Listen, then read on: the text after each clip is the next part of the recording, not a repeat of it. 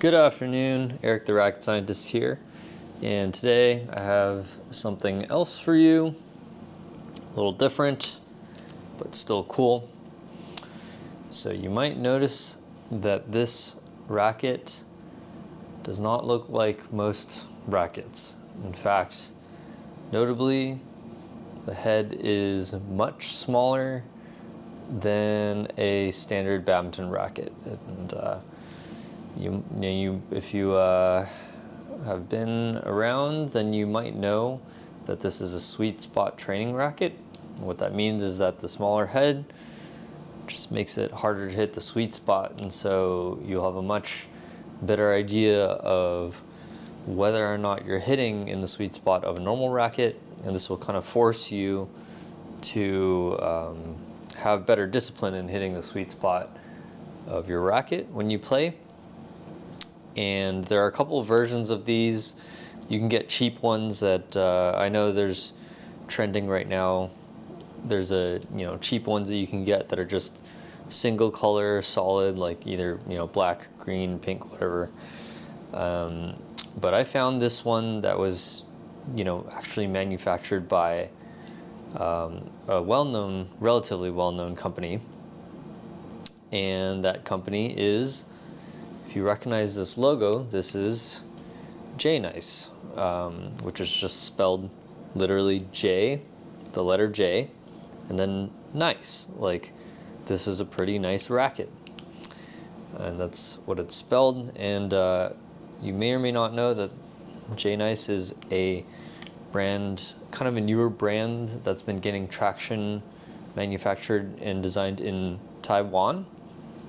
CKU did a video on a couple high-profile rackets from there, including the Black Panther. Fun fact, my stringer, who is Taiwanese, told me that in Taiwan, or in Chinese, the Jnice brand, even though it's spelled just J nice, is pronounced Jiu nice. Jiu being the kind of similar to the Chinese word for 9. Apparently just means cool and nice. So anyways, yeah, they have made a legit sweet spot racket, as in, kind of, they actually went through the effort of giving it a paint job. It actually has some frame recess a little bit. It's pretty cool. I got this from Joy Badminton down in LA, and they have a pretty wide variety of products, more than most shops in North America. So they had this, and I decided to pick it up. Now, as you can see, I have a grip on it, but I have not taken the stock grip off. That's because I picked it up from my stringer and I immediately wanted to play with it. So I just threw on a random grip. We're gonna take that off now, and we're gonna do my usual treatment. So we're gonna go about that. And I have no idea what to expect because I've never bought a Jnice racket, so I don't know how this grip job is gonna go. Could take as little as 20 minutes, could take as much as over an hour, depending on how good or how bad the situation is under the stock grip. As you can see, I still left the plastic on, so I could do that stuff on camera. Now, I don't know a whole lot. Okay, yeah, so see here, there's the Jnice logo. I don't know a whole lot about Jnice as a brand, but I do know that they have some interesting stuff. One of their more famous flagship rackets, the Black Panther, is known for having a short but extremely thick shaft. So take that how you will. But most brands that manufacture in Taiwan tend to have a reasonably good product, with the exception of Victor's quality controls obviously leave something to be desired. So If you've never played with the Sweet Spot Trainer racket, there's a couple things that you'll feel immediately when you pick one up, and one is obviously that it's very lightweight, simply because the head is not as large as a normal racket. There's just, and there's not as much string on it. There's just simply not as much mass, and so they tend to be quite light. And I would say, like, this one's rated as a 5U. And this is with, like, kind of normal racket materials. Like, they're not even trying to make it light. As in, that's just kind of how it turns out naturally from, given the nature of the Sweet Spot racket. And there's not really anything you can do about that, which is fine. And then the other part is that there's very little air resistance, so this swings very fast. Is the other thing you're going to notice. And then, of course, the obvious string pattern is, there's less holes, and I guess we can count them here. So we got 2, 25, 26, 27, 28, 29, 30. Okay, so this is a 60 hole pattern, 60, that's 60 holes. Significantly less than your standard 76. But surprisingly close to the Jnice 68 hole pattern, which is kind of on their second generation 88S and 88D, or I guess the first generation 88S and 88D Pro. Yeah, and because of the small head, I think there's something that some of you may not know, is that the string tension kind of can feel different depending on the size of the head. Now, the smaller the head of the racket, the shorter kind of the strings are, which means that the string will feel harder even at a lower tension. And that's simply because if you think about it from the cross perspective of, like, imagining the cross section of one string that's strung here, the shorter the length of the string, the less it will displace with the equivalent amount of force. And so rackets with larger heads, you may want to tend to string at a higher tension. That's typically true for, like, for example, some of you may know that I'm a big fan of the Axe Force 80 from Li-Ning, and that has a relatively large head, especially by today's standards, and I tend to like to string that one higher than usual. Whereas something like this racket has a small head, but for example, a 1000Z or 100ZZ from Jnice has a relatively small head, and so you may need to string those lower to get the equivalent feel. All that to say that normally I'm stringing rackets, when I get a racket for the first time, I'll string it like 1 pound lower just to be safe, just in case it's particularly hard feeling, so that I can, I don't accidentally make it too tough for me to use, right? So, like, when I get a racket for the first time, I don't know what it's going to feel like, and so even if my standard tension with my preferred rackets is like 27 or 28 pounds, I'll usually go a little lower. I try to always start my tension at 26 just to be safe. But because this is a small head racket, this is strung at 24 pounds, and it kind of evens out, right? And so it still feels kind of sort of. That being said, it's kind of hard to say that this racket feels equivalent to a normal racket, because it really doesn't.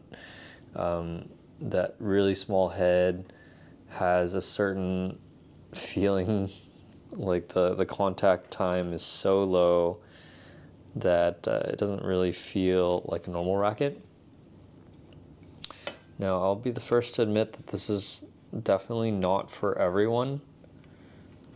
Some of you might pick up a racket like this and it's just like, wow, this feels horrible. And, I wouldn't blame you if you did say that, because it took me a little bit of time to adjust. But it could be good if you are trying to work on your consistency. So, yeah, just some food for thought. And we'll see. So this, they have some double-sided tape here on the grip. It's very messily applied, and then I don't really know. We'll see what it takes to get this off. I think just to, I don't know if this will come off with the wipe, so we might have to hit this with some Goo Gone, which is fine, but you know, messy, so. Okay, cool. Oh man, do I want to wear gloves for this? Yeah, I probably should. Don't be lazy. It's gonna get all gross and stuff. It's been a while since I've had to do this, but we'll just take the high road.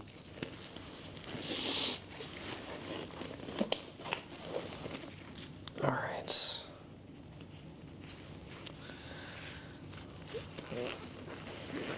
You know, is it silly to spend so much time on what's essentially a training racket? Yeah, probably. But, you know, this is how the racket scientist does things. So we're gonna do it anyways. Right? It's for the content. It's not for the practicality. For you viewers, you don't have to do any of this. All right, yeah, so it's already working pretty well. So we'll just do that.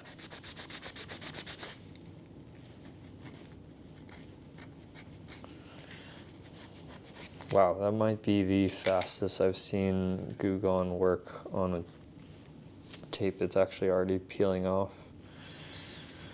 That's, yeah, it's nice to see.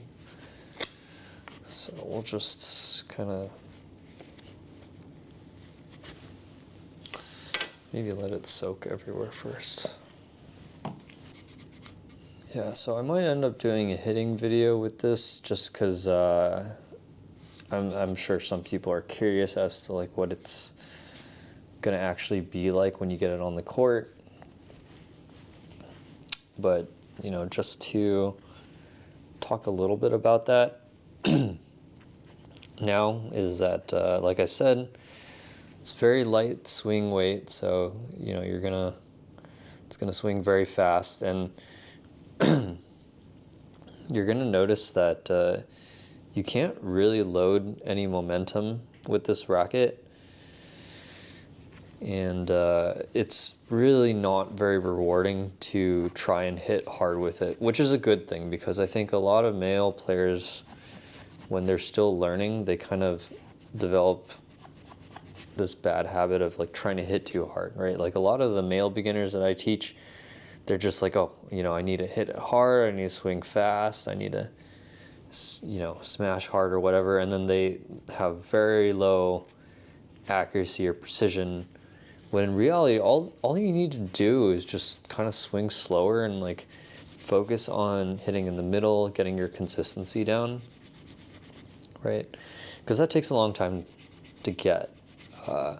You know, even people who have played for several years, you know, might struggle with their consistency, and that's really the most important thing, is that you can't really work on power or control or anything if you can't make consistent contact.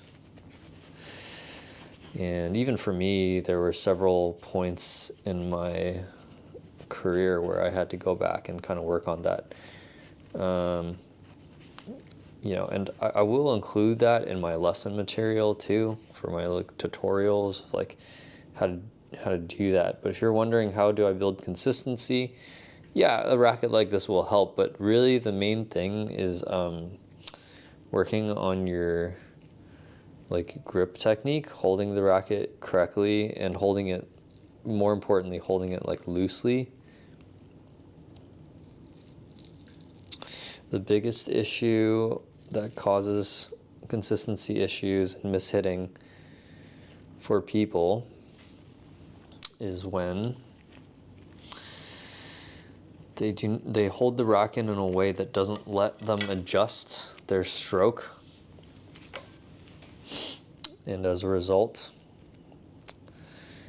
you cannot make adjustments while you're hitting. Now, that's probably one of the most important things. The other most important thing is being able to position your body properly when you're hitting. You'll notice that good players, they're able to get wild shots and whatever, but body positioning is king. So those are like the two things, and you'll notice that neither of those two things is something that a racket alone will help you with. But at the end of the day, it's still, I don't know, what I would call like an execution test, right? It's like playing with this racket. The sweet spot racket will be like kind of like a good litmus test for whether or not you can actually like hit properly. Okay, I can't tell. As you can see, I peeled off some of that, but I don't. I will say, as messy as this handle does look, well, we can see that or I can see it probably is not going to show up on camera that well, but the wood grain is very, how do I put it, chaotic. I've mentioned in some of my previous videos, for like good quality rackets, you really want good quality handles, you really want the wood grain to be running as vertically as possible. Is it really going to make a difference that much? Are you going to notice that? Probably not, but the theory is that like a more vertical wood grain will give you much more consistent feel in terms of resonance. Now, I can tell you, looking at this, the wood grain has a slant to it. Not only does it have a slant, there's all kinds of weird waves and knots in it. Now, is it going to matter for this racket? Probably not, like very likely not, because again, this is a sweet spot training racket. No one's actually going to really care that much. But yeah, I mean, it's just one of those things where like, if you want to know, then that's what to look out for. That being said, the actual wood quality, so like the actual wood that they used for this handle is, which is something that you won't be able to see from the camera, is pretty good. It's very, it's a very hard kind of feeling wood, so it'll feel solid under the hand. I cannot dent it with my fingernail, which is a good sign. Yeah. I just realized this end cap is very interesting. Instead of just a trapezoidal shape, it's actually kind of like curved. I don't know if you can see that. So you might know that leaning does that. So I think that's good enough. Doesn't need to be perfect, but that was actually pretty good. So we're going to, I'll just put that to the side. Have a feel. It's a little bit of sticky residue, but it's pretty good. Some residue on. Yeah, I'll get another wipe. I might as well. Just already here. And the reason you want to wipe this down with the isopropyl after you hit it with the Goo Gone, the reason you want to do that is because the Goo Gone is like oily,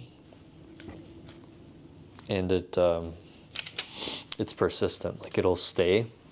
Isopropyl evaporates, okay? So when you go to put that electrical tape on or anything adhesive, the oily residue from the Goo Gone is going to interact with that, and it's not going to stick very well. Whereas something like isopropyl, like once you use it to wipe something down, it will evaporate and it'll go away. So we can use the isopropyl to break down the oil from the Goo Gone, wipe it off, and then let the alcohol evaporate, and then you're pretty much good to go. So basically we just have to wait a couple seconds for this to evaporate. Oops. And then we'll be good. A little bit of sticky stuff there. That's fine. Again, if there's any racket to not be perfect with, it would be this one. And I think I'm going to reuse this. This is not a Yonex grip, but it's just some random brand grip that I put on. But as you can see, I actually left the stock adhesive on the taper on. I just used the sticker because I knew I was going to undo it. So if you have to do that, like grip something temporarily, and you know you're going to go back and do it again, because if you use the adhesive that's built into the grip and then you have to rip it off, then like obviously it's no good anymore. So like if I grip something and I know I'm going to regrip it soon, like I grip something over the plastic, that's when I will use the tape that they give you. Okay, this isn't, here, like that. I'll use that, and then I'll just take that off, and then I still have the triangle. And you know, sometimes it'll rip off the top layer of the grip, which is okay. It's not great, but all right. So we're in business, and by taking off the stock grip, I've made this even lighter. So this is like, 5U. It's probably gonna weigh like mid-low 70s grams. I want to make it heavier, so this is one racket where I'm kind of tempted to actually put a little bit of lead tape. I have some lead tape that I can put. Is actually here. Let me see. Do I have some of it? I do. Here's one. I had a thinner one. Okay. So lead tape comes in different weights. It's always I think it's always like weight per length of tape, right? So it's like grams per centimeter or ounces per inch or something like that. I don't remember, or maybe it was grams per inch. I'm not super sure. These are different weights. Oopsies. And you can actually kind of tell based on the thickness. Maybe it's hard to see on camera, but this one is thicker, so I think this is so I might actually do something with that. We'll see. And really the thing is, because it's so light, I'm really wanting to put it on the racket body. Like I would love to put it on the head of the racket to make it feel a little bit more like a normal racket, but there's no really good way to apply lead tape to the head of a racket, without significantly changing something. The other thing is that on the other hand, we don't actually have to care about aerodynamics that much, just because this is already a very aerodynamic racket. So if I were to put lead tape up here, even if it kind of interferes with the aerodynamics, it's not that big of a deal. So let's go ahead and do this. Well, because this will not interfere with the grip size that much, I'm going to put one round of lead tape here at the top of the grip. So let's kind of estimate how much that's going to look like. So about here at that logo. I'll cut a little bit more. And this is the thicker one, right? Yes, correct. Thicker one.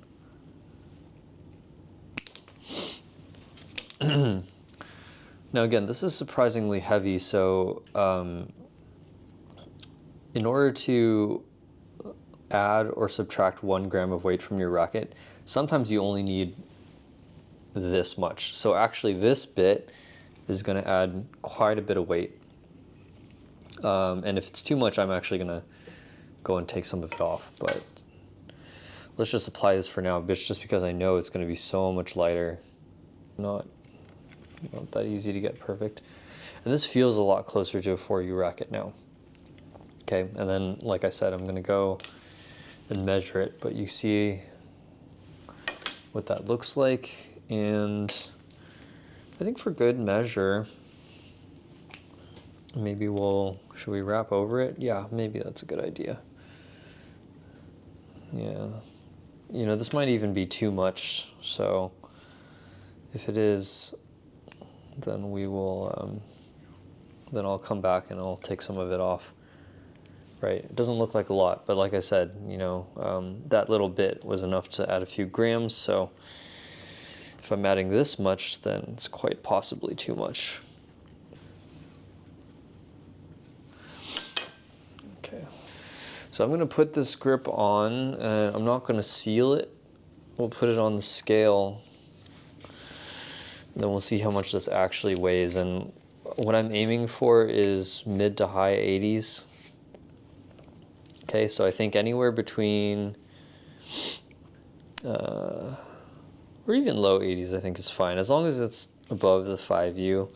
I think 5U is just a little kind of too light, but if we can get it anywhere from maybe 85 to 90, I think I'll be happy. So I'm just taping this down so it doesn't move while we're measuring. Okay, 83 grams about.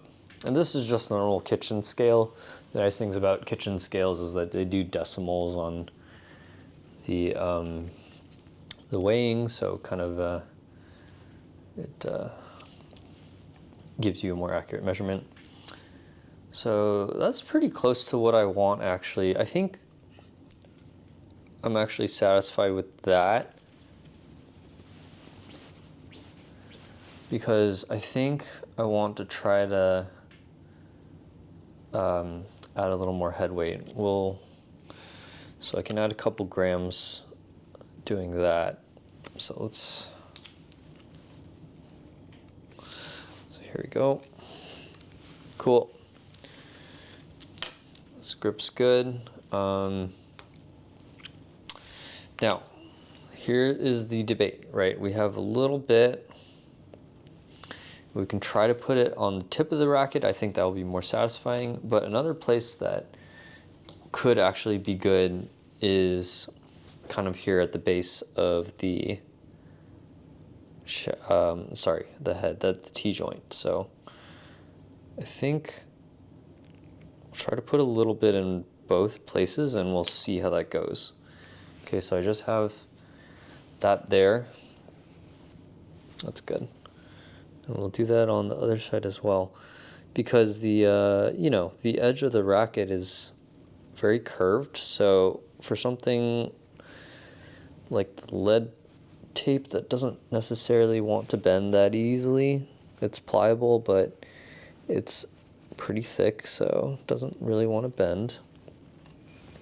So what I've done here is, you know, putting it around the outside of the frame is kind of difficult, so I've kind of put it more on the inside there.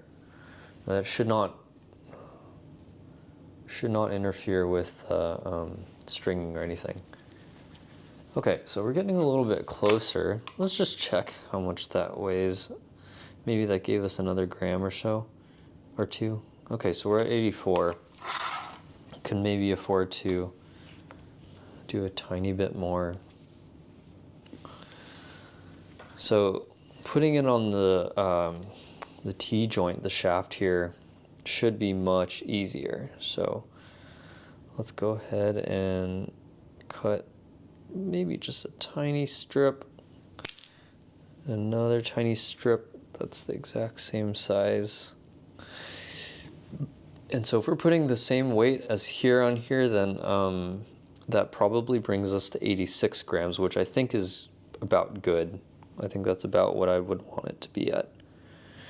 So kind of, it was very imprecise. So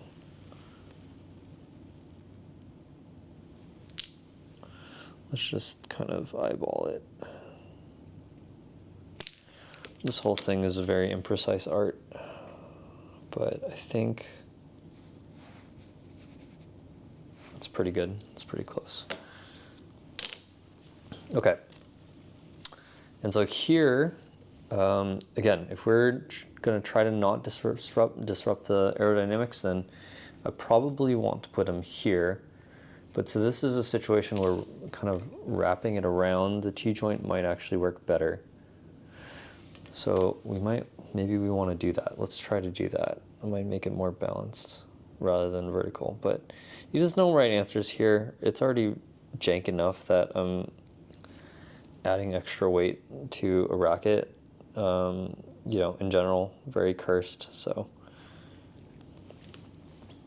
and actually a more graceful way to do that would be with electrical tape. Electrical tape is relatively heavy. It does, you know, add quite a bit of weight. So and it definitely looks better than putting on lead tape. But whatever adhesive they use on this, like, see, look, it just looks like it would fall off, right? Like, but if you were actually here and you were able to feel it stick on the racket, then you would see that it's the adhesive that they put on this stuff is pretty adequate. Like, it actually doesn't feel like it will fall off. And I'm guessing that brings me to 86 grams. We could just call it a day. 85. It's probably fine. So anyways, there you have it. A very strange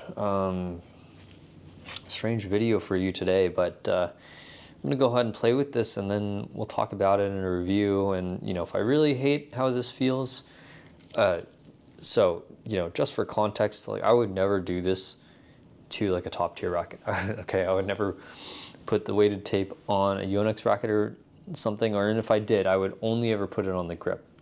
Okay, and I'm only doing this because this is a training racket. I got it for less than $60, so you know, it doesn't mean a lot to me. But generally speaking, if you have a very nice racket, I wouldn't want to kind of disrupt the way that it works. I'm only doing this because this is a very budget kind of training racket, and so I feel that it doesn't really matter. So, but you know, if you ever feel that you need to increase the weight of your racket, that would be a way to do it.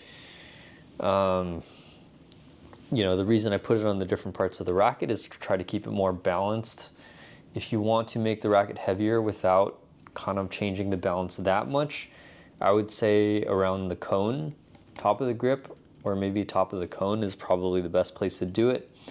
If you want to make your racket feel more head light, then you would want to put the weight at the bottom of the handle. So like around the end cap, or even at the bottom of the end cap.